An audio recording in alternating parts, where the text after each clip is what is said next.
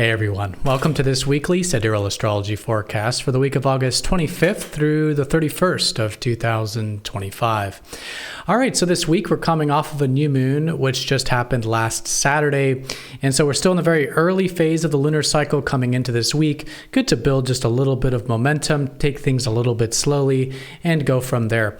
Once we do get to the end of the week, probably around the Saturday time period, we will come to the first challenges of the lunar cycle.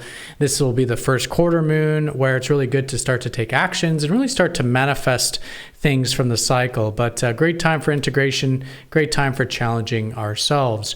All in all, the aspects actually look quite nice this week. We have Venus, who's activating the kite formation that we've had over these past really month.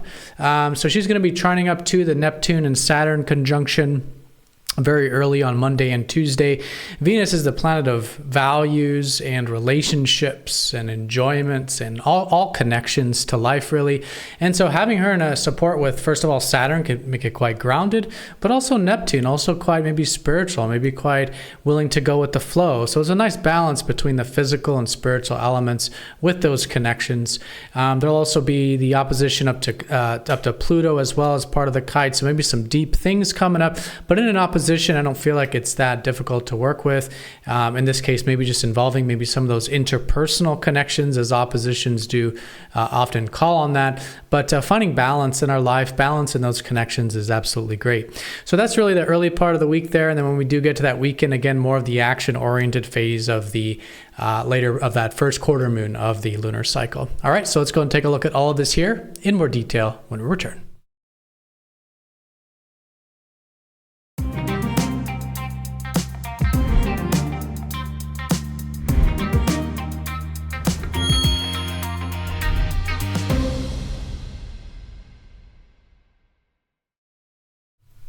Alrighty, so here's the sky for this week. We're going to look at this for each day of the week, starting first with Monday, August 25th. And as you can see here, we are using the visible sky on this channel, which is very different from mainstream astrology. In mainstream, you won't see this visible sky because unfortunately they're using a man-made system that deviates from this. And so if you are new to this channel, and especially if you're noticing some of the placements are different, like I'm saying the sun is in Leo instead of Virgo, for example, definitely check out that link down below for more information.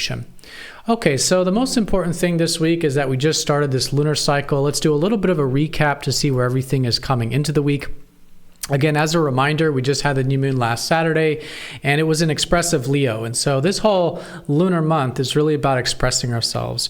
We could also say this was, in a way, activating the eclipse energies because we are coming up to the lunar eclipse in a couple weeks. That one will be total and visible for some of us in the world. But this new moon was quite close to the south node, making it technically part of the eclipse cycle as well. So this is really suggesting that we've started really the Leo energy for the really next couple years, while the south node transits through Leo and the north node transits through Aquarius.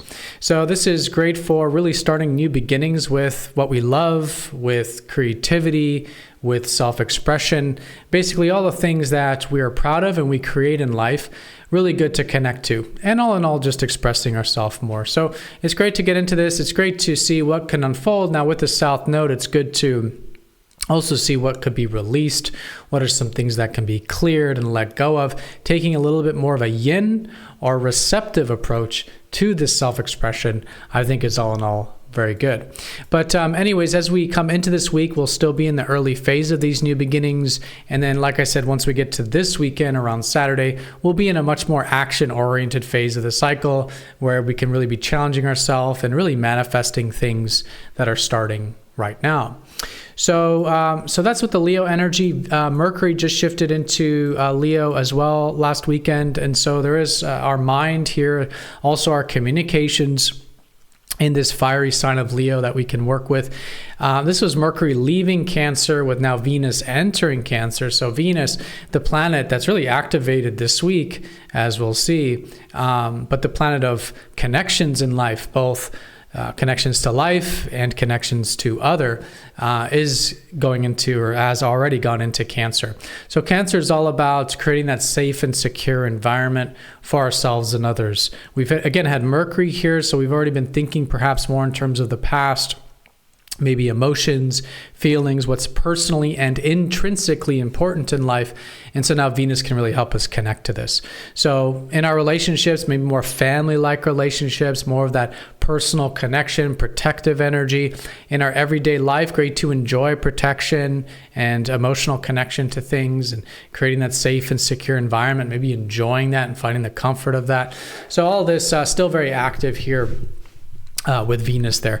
And then, of course, we've got Mars, who's making his very slow movement as he normally does, but in Virgo. And Virgo is all about improvement and refinement and perfection. And so when it does come to our actions and our assertiveness, it is great to be very methodical right now, very improvement oriented. And again, crossing those T's and dotting those I's when it comes to that more refined energy of Virgo there. So again, the planets are quite staggered. Now we have them staggered from emotional and personal Cancer, fiery and expressive Leo, and structural Virgo there, with these three signs being very active at the moment.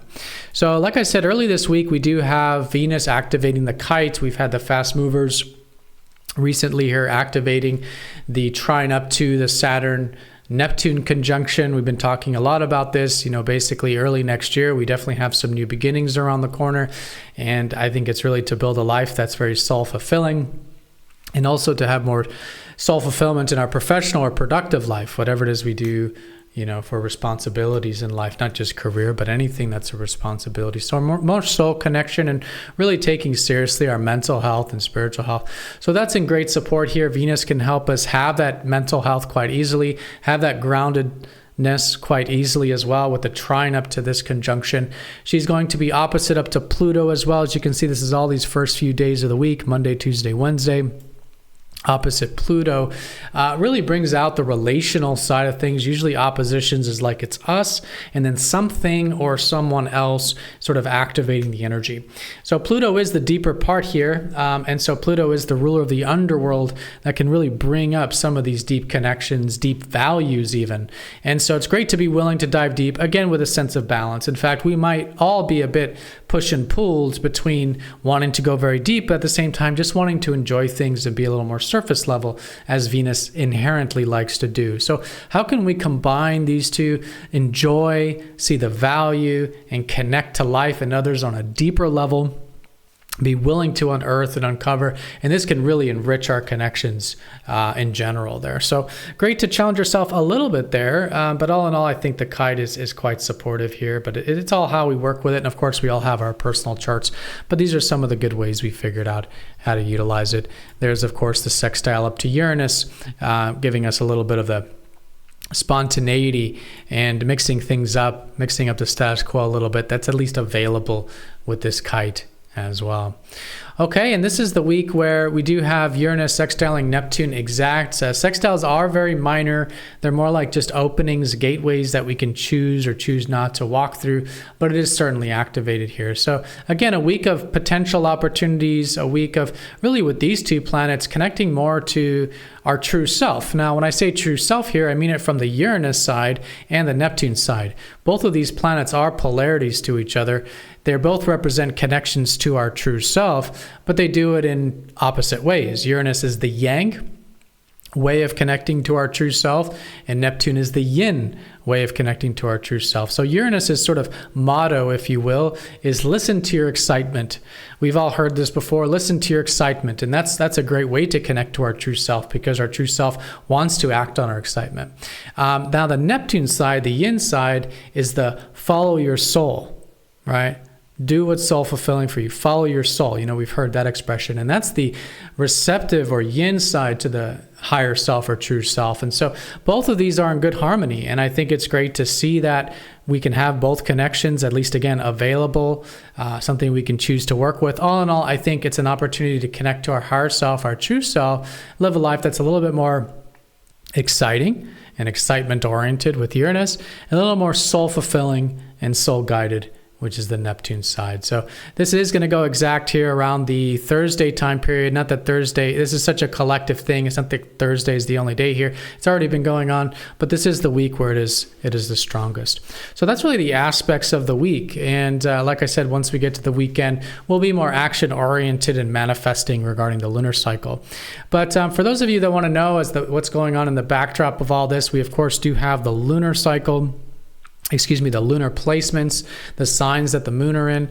And this is going to start off with Virgo, both Monday, Tuesday, Wednesday, and Thursday. So we talked earlier about that Mars. We said that it's great to be improvement oriented, crossing those T's, dotting those I's. This is really going to be emphasized this first half of the week until we get to the weekend. This is where the moon will be. This is where the continuation of the new beginnings will be of the lunar cycle, and where we'll be building a little bit of momentum. So anything that's about striving towards perfection and improvement, refining things. And as I always say with Virgo, I think the best way of working with this sign is personal development. We see this with the maiden, the constellation, the symbol of the maiden, which is that refined self, and always striving towards improvement. So focusing on what we do have control over, that's really just ourselves, and refining and improving that way is always fantastic there. Okay, so that's the early part of the week. And then, like I said, once we get to the weekend, we have a bit of manifestation. The moon will be in Libra both Friday and Saturday. This gives us themes around that balance we're talking about with Venus, Venus being that planet of balance this week, and she's opposite up to Pluto this week, as we talked about the importance of balance. And this will also be over the weekend here, as Libra is about this as well. And so this is all about balancing the scales, and it's a good weekend to just have more balance in our everyday life. What are some of the areas that are out of balance that we can bring back into balance? This can also bring up themes around either relating or ethics or morality, or finding mutual agreement with others. So balancing things interpersonally as well can also be really good there. And then the weekends with some deeper energy. Late Saturday and all day Sunday, we'll have the moon in Scorpio, and then sort of going into Ophiuchus there. And so this is, again, that first quarter moon where this energy is very different from the expressive Leo stuff that we have for the month, and really that we have this week. So Leo, again, self-expression, love, passion, very different, but not really, as we'll see, but very different from depth, deep truth, right? Deeper Scorpio. But the key here is that they're both about values. They're both about really getting to the real just enjoyment of things, the real value of things. And so while Leo, you might say, are the passion values, the things we're passionate about, Scorpio is definitely the deeper values, the things we're emotionally deeply connected to. And so a good weekend to merge these two, integrate these. How can we express ourselves, but also to connect to life in a deeper way? How can we deeply express ourselves, perhaps? And how can we bring some of that fire and energy into the deeper world, right? Combining these two signs. And in this way, I think it's absolutely fantastic. We've got Mercury trining up to Chiron on Sunday. So maybe some healing there, especially with the moon going into Ophiuchus around that same time. Nothing that we're forced into, as you can see, probably more on the easier side because it's a trine. But any type of personal healing, this could be physical healing, with health, physical health. It could also be emotional, spiritual, psychological. It's there if you want to use it. All in all, I think a good time to maybe communicate, maybe use our minds a little bit. That's the Mercury side. And all of that can be quite healing and therapeutic there. All right, everyone, so that's a mouthful, but really it's quite a straightforward week. We've got the beginning of the lunar cycle coming into the week, just building some momentum here. And once we do get to the weekend, it's much more action. It's more clarity in terms of what this lunar cycle is about. And really, we do come to our first challenges of the lunar cycle. But like I said, always good to challenge ourselves, right? It's where tire meets the road, and it's really good to start to implement and manifest these things for the lunar month.